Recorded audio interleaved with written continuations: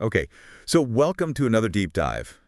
Today we are going to be tackling the career of Joe Flacco, and particularly his kind of strange connection with the Cleveland Browns. Yeah, definitely. I mean, it's a story that has a couple of different chapters to it. We had that report come through really sort of mapping it all out, so it feels like the perfect time to break it all down. Yeah, and we talk about reports and sources, but really, what we're trying to do here is get beyond just like the timeline of what happened and actually figure out why it's interesting. Right, exactly. Like connecting the dots between Flacco's journey and the Browns, and then, maybe even zooming out to the bigger picture of quarterbacking in the NFL. Yeah, okay, so let's start with Joe Flacco himself. Um, the report reminds us he was born January 16th, 1985, which, makes his age something we can't ignore when we talk about where he's at in his career. Yeah, right. And then it takes us back to his college days at the University of Delaware. Mm-hmm. When you look at that early part of his story, what kind of jumps out at you? Like, were there any hints of the player he would become? Well, I think even back then, what's interesting is you saw the potential. Like he had this cannon for an arm. He could make these throws that, not many guys could. And even though college is a different ballgame, there were moments where you saw that leadership, like that command of the huddle that you got to have as an NFL quarterback. Right. And I mean, that potential obviously is what gets you drafted in the first round, which is exactly what happened. The Ravens took him in 2008, and then he's there for 11 seasons. Yeah. Almost a decade. Like a cornerstone of that franchise. Mm-hmm. They're in the playoffs a bunch during that time. And of course, there's the Super Bowl XL7 win in 2013, Right. where he's the MVP. Big moment for him. When you think back to that whole Ravens era beyond just the Super Bowl, what really defined Joe Flacco during those years? I think, aside from that obvious peak, the Super Bowl is the resilience. You're playing in the AFC North. That's a tough division. And he was facing pressure, both literally from the defenses he was going up against, but also that pressure to live up to expectations. And I think he had this ability to bounce back. Even after a tough loss, he could come back and deliver in those clutch moments. And, you always had to account for that arm. That strong arm was always a threat. He can make you pay deep, which then opens up other things for the offense. Yeah, but, the report makes it clear that after Baltimore, things kind of shift for him. He's in Denver. He's with the Jets, the Colts. Yeah. It's that period that a lot of people call the journeyman phase of his career. Right, right. What do you think that stage of his career tells us about just the reality of being a quarterback in the NFL? I mean, if we connect it back to what we were saying earlier about the bigger picture, that journeyman phase really shows you how fast things can change in the NFL. Like, even if you win a Super Bowl like Flacco did, it doesn't mean you're set for life. Teams needs change. Coaches come in with new systems. Injuries happen. It can derail even the best players. Yeah. So the fact that he kept finding work, even if it wasn't always as the starting guy, it shows you his professionalism, and that teams still saw value in what he brought to the table. Okay, so now let's turn to the Cleveland Browns, because they're obviously the other big piece of this story. Yeah, for sure. The report does not sugarcoat their history. Yeah. We're talking about a long stretch of, just straight up struggles, not a lot of success. And it talks about, that sense of frustration among the fans, but also this like deep loyalty that they have. Yeah, I mean, they're passionate fans, that's for sure. Why is it so important to understand that history when we're trying to make sense of the Browns and their quarterback situation? Well, because that history, it's like the lens through which you have to view every season, every new quarterback they bring, and decades of searching for that franchise guy have created this situation where the stakes are super high and the fans are, desperate for success, but also maybe a little bit scarred by, all the disappointments in the past. So any quarterback that goes to Cleveland, they're stepping into that pressure cooker, that intense scrutiny. Yeah, and the report points out that they've been trying to change that narrative. They've made big moves, brought in players, changed coaches, the front office. Mm-hmm. But it does always seem to come back to the quarterback position in Cleveland. Mm-hmm. Feels like they've been looking for that answer for so long. Yeah, and I think this really highlights how important the quarterback position is in the NFL. A team can have talent in other spots, but if you don't have that consistent high-level play from your quarterback, it's almost impossible to be successful year after year. So the fact that the Browns have been searching for so long, despite all the different things they've tried, it just shows you how hard it is to find and develop that true franchise quarterback. It's about talent, sure, but it's also about fit with the system, the coaching, and sometimes you just need a little bit of luck, too. Yeah, totally. So that brings us to the heart of this deep dive, right? Joe Flacco and the Browns. It's a two-part story, as the report calls it. So let's start with that first stint in 2023. Now, the circumstances were pretty unusual. He signed mid-season because they've got all these quarterback injuries. Yeah, it was not part of the plan. He wasn't even on the roster when the season started, and all of a sudden he's the guy leading the offense. Crazy, right?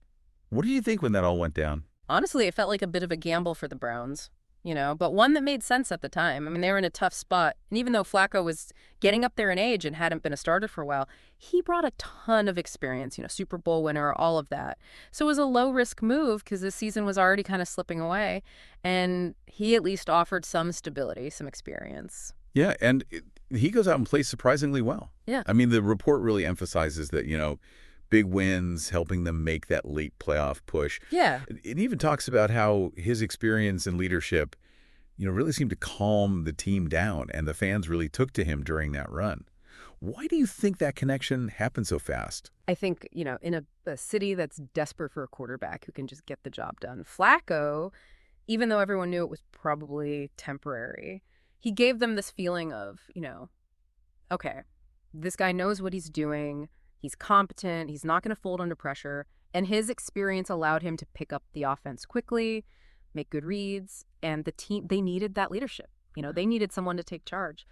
And for the fans who've been through so much quarterback drama, I think they just appreciated that he was steady and that he was winning games. Right. And it was a good story. Yeah. But, it ends with that playoff loss. And then there's this uncertainty about what's next for him. Cleveland. Yeah, it kind of left things hanging. Did he do enough to earn another shot, or was that just a fun little chapter in his career? It's the kind of thing you see a lot in the NFL, especially for older guys who come in as injury replacement. Yeah, right. So let's talk about that bigger quarterback story in Cleveland, because the report reminds us that this has been a constant issue for them. That they've invested a ton in trying to find and develop quarterbacks, but that consistent success, it just hasn't happened yet. It's been tough. Why do you think they've struggled so much to solve this? I think it's a few things, honestly. Injuries obviously play a role, and sometimes you just have guys who don't pan out.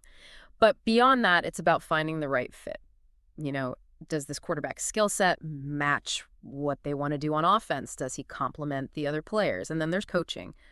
A quarterback needs the right coaching to develop. And maybe historically there's been too much change in Cleveland, new coaches, new systems. It makes it hard for any quarterback to really thrive long term. Right. And then we get to 2025 and Flacco's back in Cleveland, which is kind of wild. That is, yeah. And the report is pretty clear that his age became a huge talking point.